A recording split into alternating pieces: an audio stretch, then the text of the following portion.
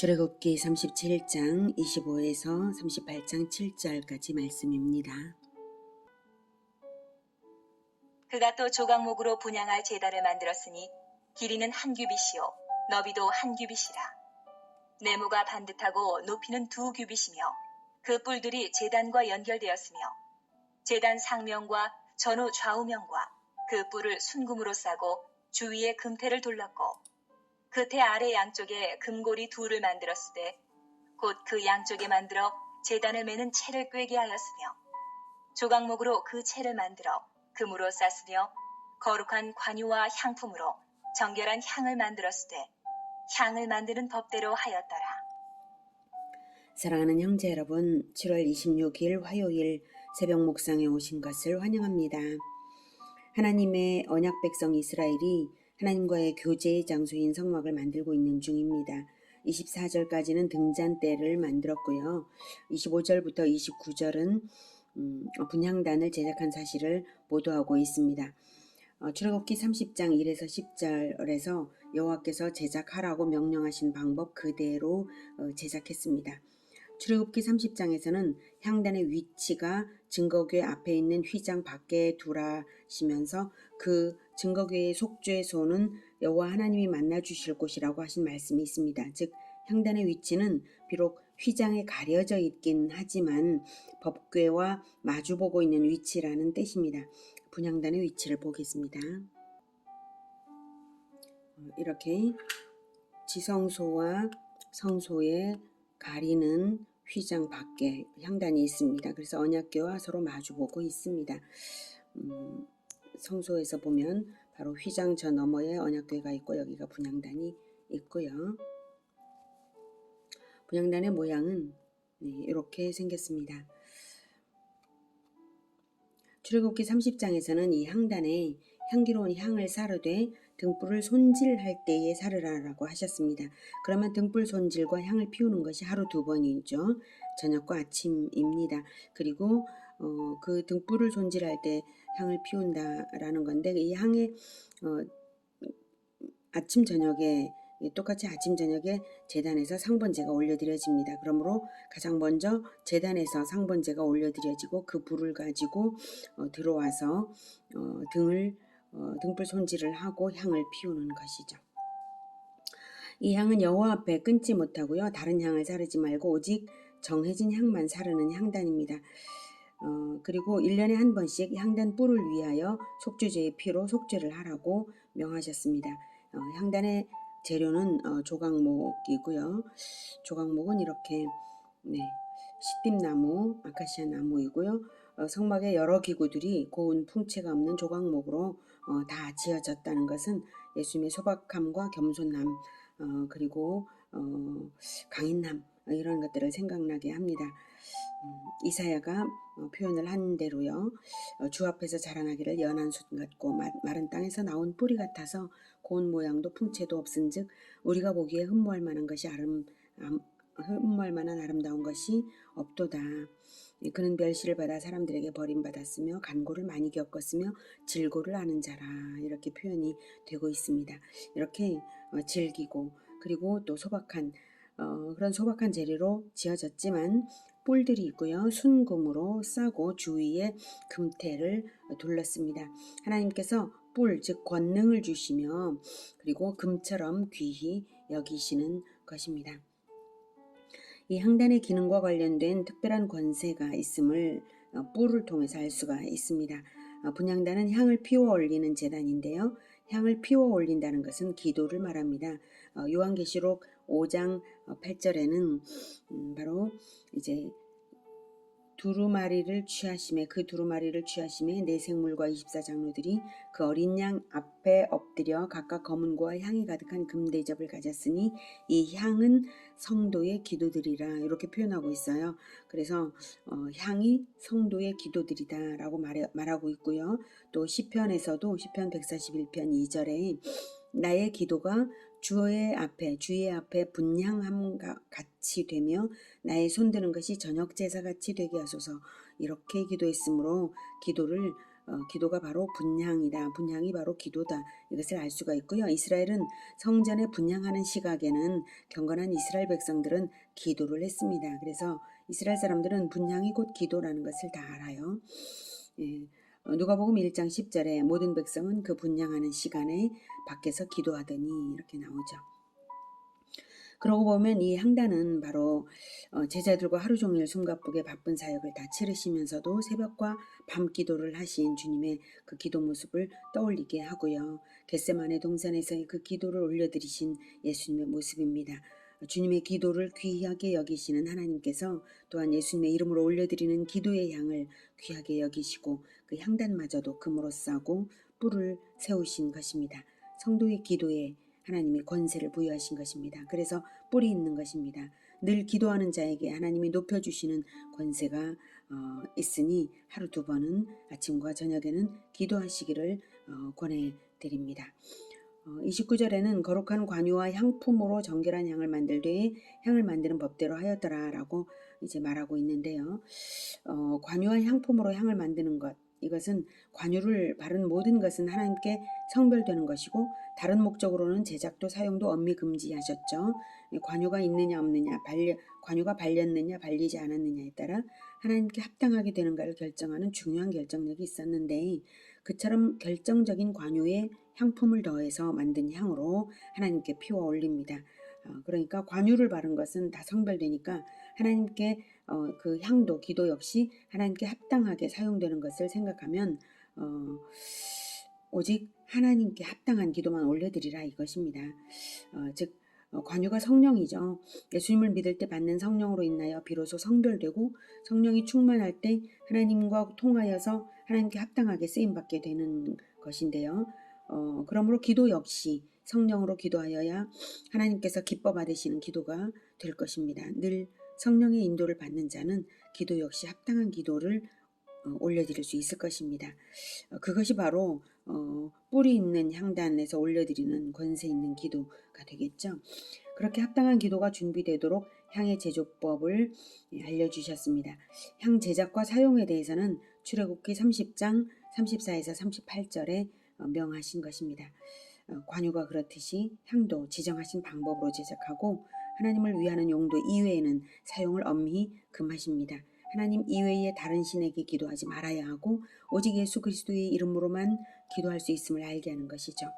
예수님의 이름으로 기도하는 것만 하나님이 받으시고 다른 이름으로는 기도 자체가 무의미할 뿐만 아니라 가증스러운 것입니다. 요한복음 16장 24절에는 지금까지는 너희가 내 이름으로 아무것도 구하지 아니하였으나 구하라 그리하면 받으리니 너희 기쁨이 충만하리라 라고 말씀하셨죠. 십자가를 지시기 전날 밤에 하신 말씀입니다. 지금까지는 이라는 의미는 십자가를 지실 것을 전제로 하나님과의 언약 성취로 인하여 허락받은 것이 바로 예수 이름으로 드리는 합당한 기도에 대해서 응답이 보장되었다는 의미입니다.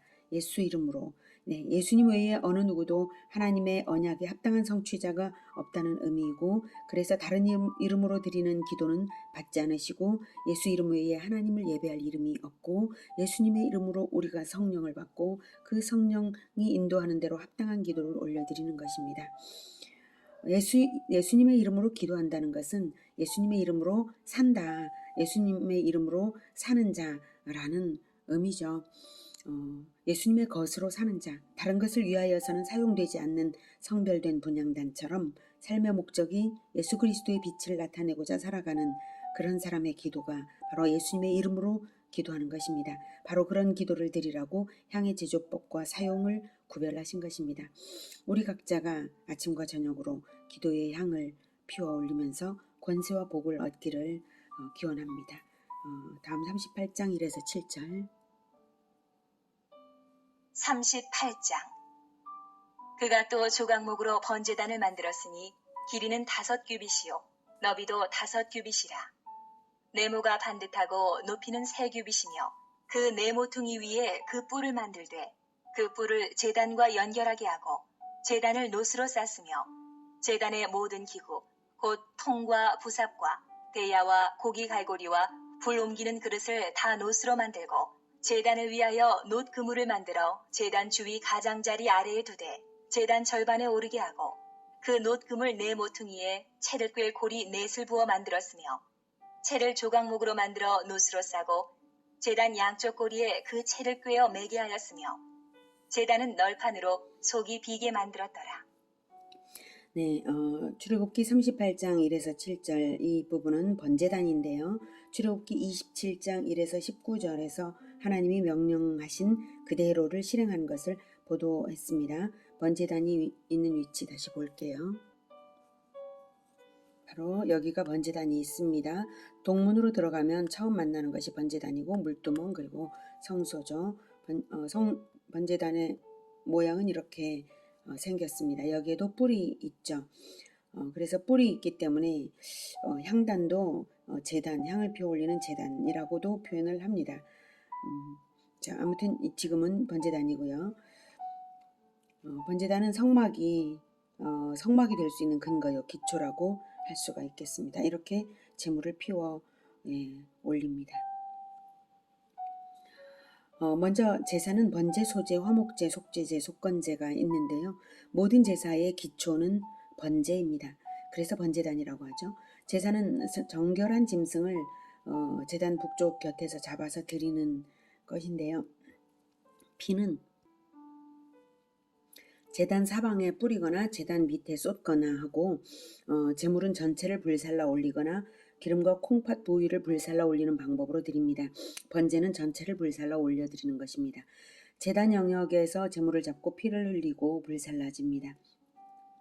번제단에서 맨 처음 드려진 번제물에 하나님께서 불을 내리셔서 제물을 받으신 후에 이 번제단의 불은 꺼뜨리지 않았고요. 번제단에는 제물이 언제나 불태워지고 있었습니다. 번제는 상번제, 즉 아침과 저녁으로 하루 2번 드려지는 상번제가 있습니다. 그 번제물을 태우는 불에 연합되도록 그 밖의 모든 제사는 드려졌습니다. 결코 꺼뜨리지 못하게 하신 그 최초의 번제는 영원한 제사를 상징합니다. 결코 꺼지지 않는 그 제사는 무엇을 의미할까요? 그것은 십자가에서 죽으신 예수님의 제사가 영원한 번제임을 예표합니다. 단번에 드린 영원한 번제입니다. 하나님은 영원하시고 마음이 변질되지 않는 분이시므로 십자가의 보혈이 지금도 하나님 앞에서는 감동의 감손이 조금도 없이 십자가의 보혈이 지금도 똑같이 그 2000년 전 그 골고다에서처럼 흐르고 있는 것입니다.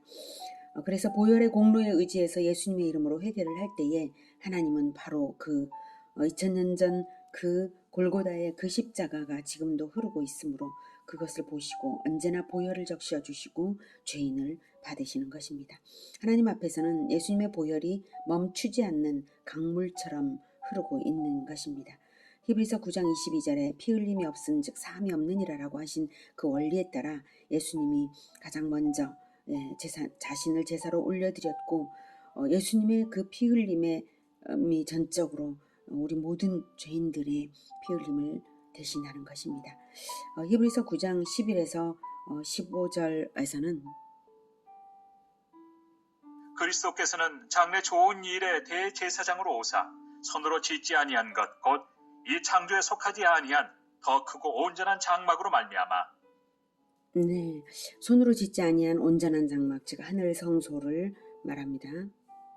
염소와 송아지의 피로 하지 아니하고 오직 자기의 피로 영원한 속죄를 이루사 단번에 성소에 들어가셨느니라. 네, 하늘 성소에 자기 피를 제물로 들고 들어가셨다는 것입니다. 염소와 황소의 피와 및 암송아지의 죄를 부정한 자에게 뿌려 그 육체를 정결하게 하여 거룩하게 하거든.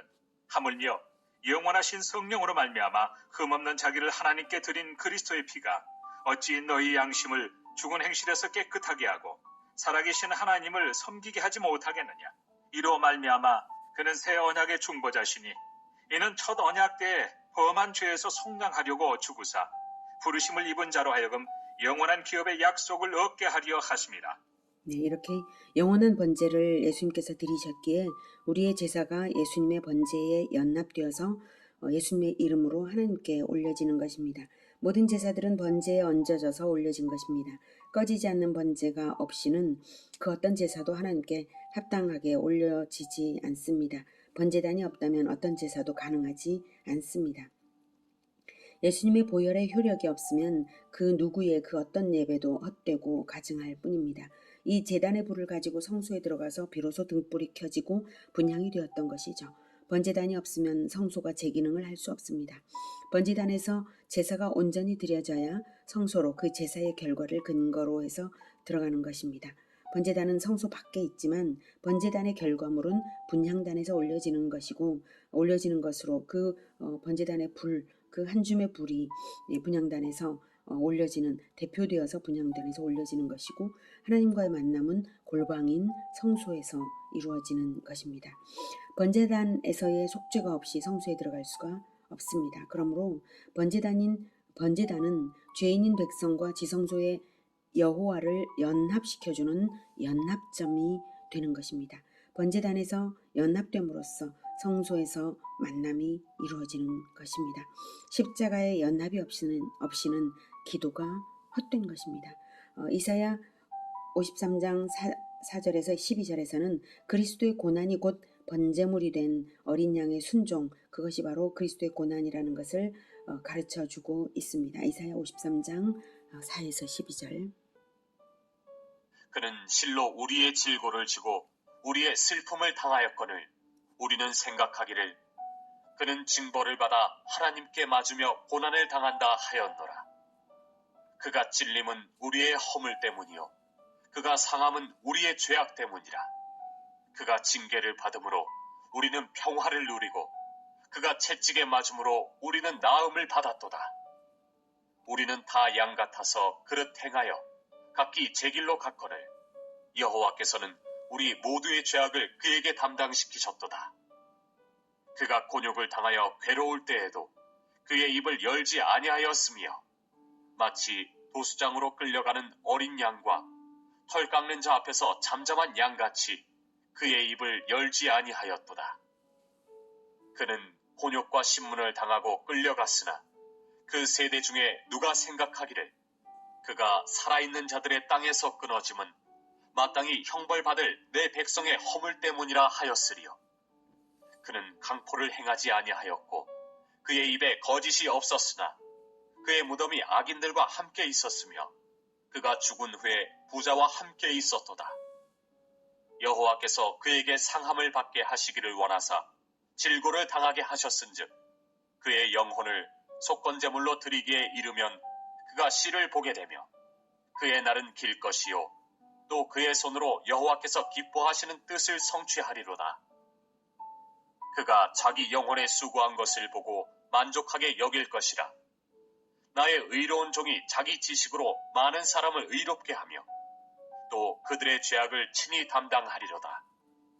그러므로 내가 그에게 존귀한 자와 함께 몫을 받게 하며 강한 자와 함께 탈취한 것을 나누게 하리니 이는 그가 자기 영혼을 버려 사망에 이르게 하며 범죄자 중 하나로 헤아림을 받았음이니라.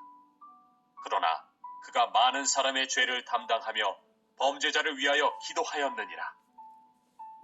죄인이 구원을 받는 단 하나의 방법을 가장 잘 보여주는 것은 번제단입니다. 이 번제단을 생각할 때에 우리는 처음에는 죄인으로서 나아갔지만 이제 우리는 제물이 되어 나아가야 할 것입니다. 어린 양 예수님처럼 우리 역시 산제물이 되어 우리 몸을 들여 삶의 예배를 올려드려야 할 것입니다. 로마서 12장 1, 2절에서는 12장. 그러므로 형제들아 내가 하나님의 모든 자비하심으로 너희를 구원하노니 너희 몸을 하나님이 기뻐하시는 거룩한 산 제물로 드리라. 이는 너희가 드릴 영적 예배니라. 너희는 이 세대를 본받지 말고 오직 마음을 새롭게 함으로 변화를 받아 하나님의 선하시고 기뻐하시고 온전하신 뜻이 무엇인지 분별하도록 하라. 네. 날마다의 나의 언행이 번제단 위의 짐승처럼 태워져서 타인들을 위한 속죄가 되고 공동체를 위한 화목제가 되어서 하나님이 받으실 만한 제물이 되기를 축복합니다. 그렇게 우리의 삶이 예수님과 연합되어서 진정 예수님의 이름으로 드려지는 기도가 되어서 성소의 분향처럼 하나님께 상달되기를 기원합니다. 기도하겠습니다. 하나님, 예수님의 그 십자가의 번제를 온전히 받으심으로 단번에 올려드리고 영원한 번제가 되어서 우리는 이제는